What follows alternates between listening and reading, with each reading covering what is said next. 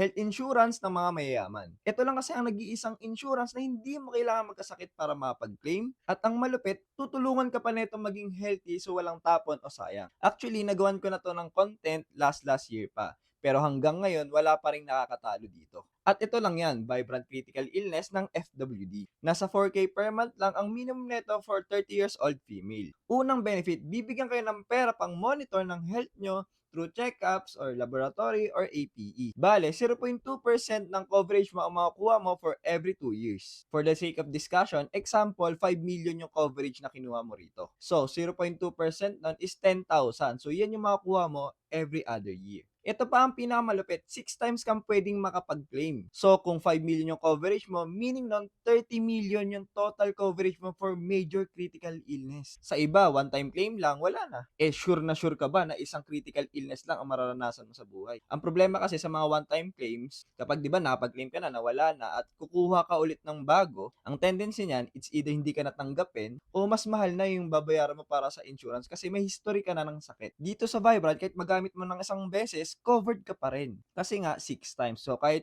ulit ka magkaroon ng malubhang sakit, example, cancer, bumabalik-balik yan. So, kung ganun yung mangyari sa'yo, di ka naman mamroblema. Mabubuhay ka talaga ng matagal. Next is yung recovery benefit. May matatanggap kang 2% of the coverage buwan-buwan for the next 6 months. After mo magkaroon ng first critical illness, so bukod pa yung matatanggap mong claim doon sa major critical illness. So, going back sa example natin, 100,000 yung matatanggap mo buwan-buwan. So, hindi mo na paproblemahin yung mga gastusin sa gamot or other gastusin after mo ma-hospital. Kasi most likely, hindi natatapos yung gastusin after mo makalabas ng hospital or after ng surgery o kung ano man. Next benefit, minor critical illness. Hindi mo kailangan magkaroon ng malubhang sakit para makapag-claim. Kahit minor critical illness lang yan, tatanggapin yung claim mo. So, 20% yan ng coverage mo. So, in our example, 1 million ang matatanggap mo. Example, early stage cancer. Kapag na-diagnose ka niyan, hindi mo kailangang hintayin lumala para makakuha ng pera. So, maagapan mo kaagad. Next benefit, kung ma-disable ka, ma-aksidente ka, lahat ng kulang mo, si FWD na ang magbabayad. Example, 10 years yung pinili mong plan. Kaso, nung pagka second year mo o 2 years pa lang, na-diagnose ka na ng critical illness. So, dahil dyan, yung natitira mong 8 years na hindi mo nababayaran, yung company na yung magbabayad para sa'yo. So, focus ka na lang talaga sa pagpapagaling. Next benefit, pwede rin itong maging life insurance. So, kung nagtatanong ka na, paano kung hindi ka naman namatay sa sakit, no? Namatay ka sa aksidente or sudden death? Dahil pwede itong maging life insurance,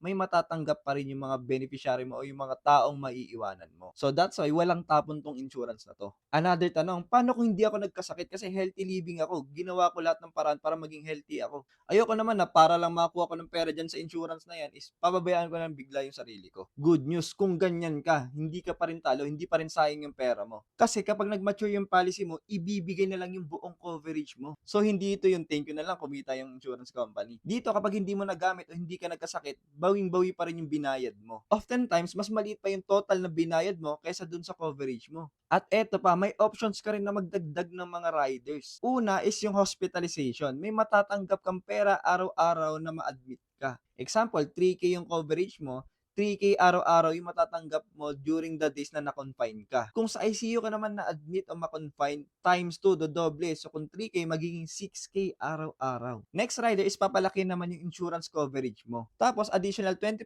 kung sa ibang bansa ka na deads. So plus 1 million din yun. Additional protection to para sa mga OFW o sa mga taong mahilig mag-travel overseas. Na-extend pa yung insurance na to sa asawa mo. Kumbaga parang nalibre na rin siya ng insurance. Next naman, accidental rider benefit. Additional coverage to kapag na-deaths ka through accident. Ang kagandahan nito, triple kung sakaling Philippine public holiday nangyari yung accident. Good to kasi syempre pag holiday, more likely gumagala tayo niyan, nagka-travel tayo niyan. So kung usapang company naman, FWD ang isa sa pinakamabilis magbigay ng claim. Pwede kang magkaroon nito kahit mag-apply ka lang online. International company to at regulated ng government. So paano naging advantageous siya? Kasi sabihin natin example, sabay-sabay magkasakit yung mga Pilipino o sabay-sabay naman na deaths for some reason. Knock on wood, wag naman sana. May tutulong na funds mula sa ibang bansa sa pagbibigay ng mga claim. Sa sobrang ganda nito, mapapasabi ka na it's too good to be true. But it's actually legit and true. Remember, na sinusuri naman palagi ng Insurance Commission yung mga policy bago nila bigyan ng go signal yung mga insurance company na i-offer to sa public. And based on my years of experience, statistically feasible naman to. Yung premium ng Vibrant doon sa coverage. And remember, ang mga critical illness health insurance is hindi namimili ng hospital dahil cash ibinibigay yung claims. And syempre, obvious naman, lahat naman ng hospital tumatanggap ng cash. Kung sakali naman yung nagastos nyo is mas mababa pa doon sa natanggap yung pera sa claim. Personal money mo na yung sobra. Pera mo na yan. So kahit saan mo pa yan gastusin, ikaw nang bahala dyan. Tandaan na mahalaga na may health insurance tayo para hindi natin magalaw yung savings natin o yung mga pinag-ipunan natin. Hindi natin magalaw yung mga asset natin o hindi tayo ihingi kung kani-kanino man like sa mga kamag-anak. Madalas kasi sakit ang umuubos sa wealth ng mga Pilipino kapag binibuild nila to. That's why you need to solidify your foundation or yung tinatawag natin protection assets. Ngayon, alam niyo na kung bakit tinatangkilik to ng mga mayayaman. Despite na pricey siya, sulit naman sa ganda ng mga coverages. Ganito, baka sasabihin nyo sa akin,